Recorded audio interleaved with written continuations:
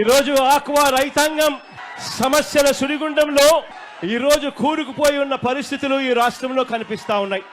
వేసిన ఏ పంటకు కూడా గిట్టుబాటు ధరలు రాని పరిస్థితిలో రైతాంగం ఉంటే ఆక్వా రంగంలో కూడా అంతకన్నా దయనీయమైన పరిస్థితులు కనిపిస్తా ఉన్నాయి. దాదాపు 1.5 లక్షలకు రైతాంగం, దాదాపుగా 5 లక్షల పైసలకు భూములన్నీ కూడా ఆక్వా రంగంలో వ్యవసాయంలో ఉన్నాయి. దాదాపుగా 15 లక్షల మందికి ఉపాధి కల్పిస్తా ఉన్న రంగం ఆక్వా రంగం. ఈ రోజు ఇక్కడ జరుగుతా ఉన్న పరిస్థితులు చూస్తే ఏ ఒక్కరికైనా కూడా మానవత్వం ఉన్న ఏ ఒక్కరికైనా కూడా ముఖాన కన్నీళ్లు రావాల్సిందే. అంత దయనీయమైన పరిస్థితిలో ఈ రోజు ఆక్వా రంగం ఉంది. ఇష్టానుసారంగా ఫీడ్ ధరలను పెంచుకుంటూ పోతా ఉన్నారు.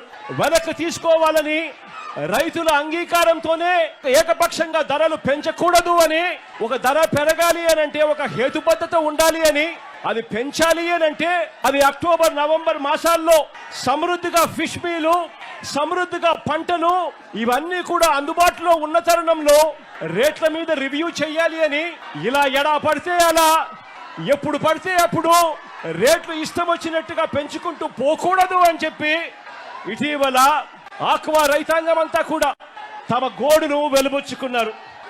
ఈ ప్రభుత్వానికి అప్పుడే అల్టిమేటం కూడా జారీ చేశాం. మీ అందరికీ కూడా తెలిసిన విషయమే.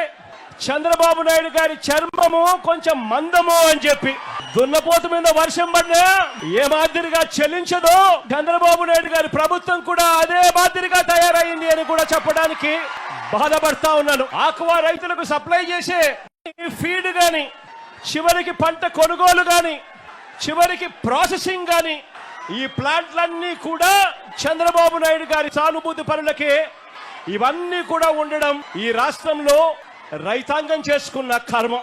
సీడ్ కొనేటప్పుడు సీడ్ రేటు ఎంతో వాళ్ళే నిర్దేశిస్తారు.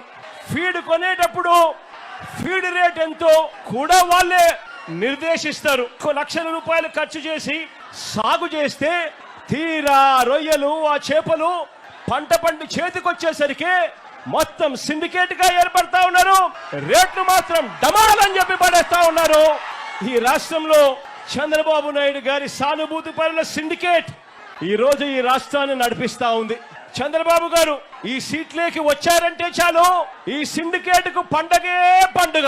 మన రైతన్నకు మాత్రం కన్నీళ్లే కన్నీళ్లు.